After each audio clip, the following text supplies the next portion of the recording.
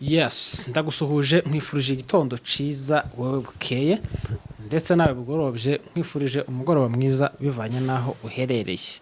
Turamukije abarundi bose aho muherereye, turamukije abanyarwanda bose aho muherereye, turamukije abanyamasisi aho muherereye.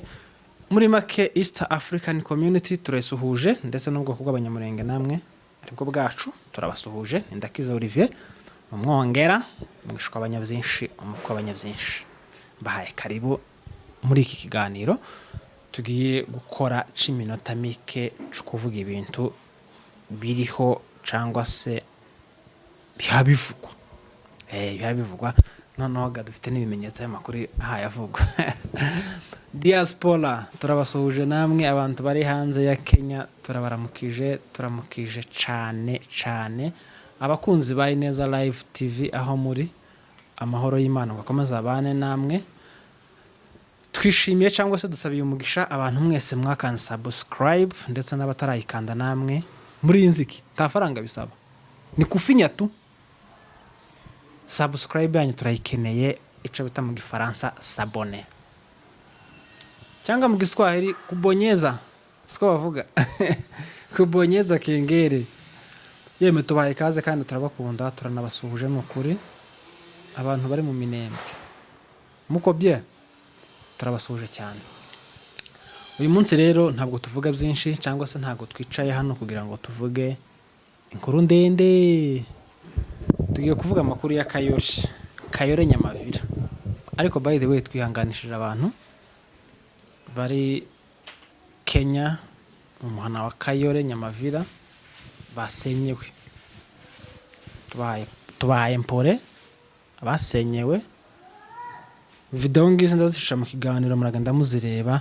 Kayore mumeze neza, Kayore muko bien. Kayore niho hantu honyine haba amazu yishuwe ba diaspora bishuye. Ya mazu twarayamenye ari Kayore aho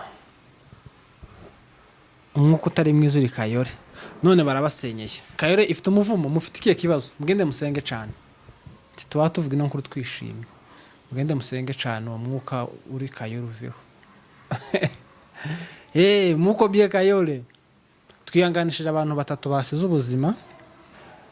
Niyo makuru dufite yihuta, hari batatu basize ubuzima, hari n'undi umwe wagize ikibazo gisa ntihahamuka, ariko turabihanganishije n'ukuri abantu basenyewe. Gusa amakuru dufite nuko abanyamurenge bari mu mazu yasenyewe tawe basenyeho ibintu bye ngo byangirikire mu mazu. Aya makuru bayaduhaye abantu ba Kayore ko nta wagiriyemo ikibazo nyine ngo ibintu byiwe wenda babisenyereho. Ama video ngira ngo ko murabona mu kiganiro ukuntu asa n'ukuntu bibabaje. Niyo makuru dufite, niyo nkuru yatubabaje. Zatubabaje mwirinde kudutuka yeme nubwo tawa tuvuga tumeze gutya ariko twaduseka ilikuwa tumie pesa kwani nimetumia na lazima ongeze.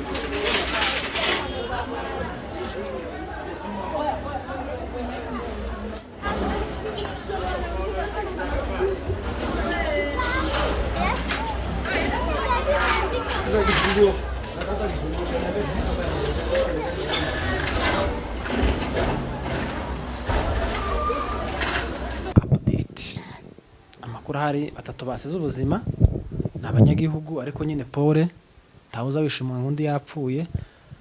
Turabihanganishije, tumewapa pole wenzetu wa Kenya kwa kupoteza watu. Imana igende ikomeza imitima y'abasigaye, Imana igende itanga ihumure kugira ngo ubuzima bukomeze kabisa. Turabihanganishije cyane ariko mugende musenge cyane, musengera ku gace kanyu kubera ko Kayore ko ndabona hari umwuka utari mwiza. Sineretswe hari umwuka utari mwiza. Dushimiye abantu baza baduha ibitekerezo badukosora twakoze nabi naho twavuze bitari byo, kubera ko ngo hari imvugo ziba zidakwiye nyine ukavuga ikintu uzi ko wenda kitari bukomeretse umuntu kikamukomeretsa. Hari abantu baza badukosora aho hantu bakatubwira ngo muzamukora gutya muzamuvuga gutya. Tunasuhuje n'abantu baza badutuka muri commentaire. muraba agaciro cyane kubera ko muza muduha ibyo mufite natwe tuba tubasengera. Rero Imana ikomeze ibane namwe, Imana ikomeze ibishimire, Imana ikomeze yagure imifuka yanyu, amahoro ku mutima, amafaranga mu ikofi.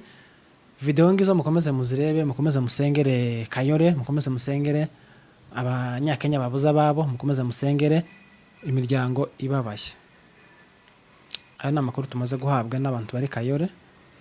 Iyi nkuru tuyikoze twabanje kubaza. None ga mukomeze mugire ibihe bijiza, mukomeze mukande subscribe, tugiye kubaheza ibiganiro ubudasiba ubutitsa buri munsi. Episode tuva mu bwiza tuja mu bundi. Amahoro ku mutima, amafaranga mu ikofe. Ibiganiro byacu nakagaruka. Ciao ciao, bye bye.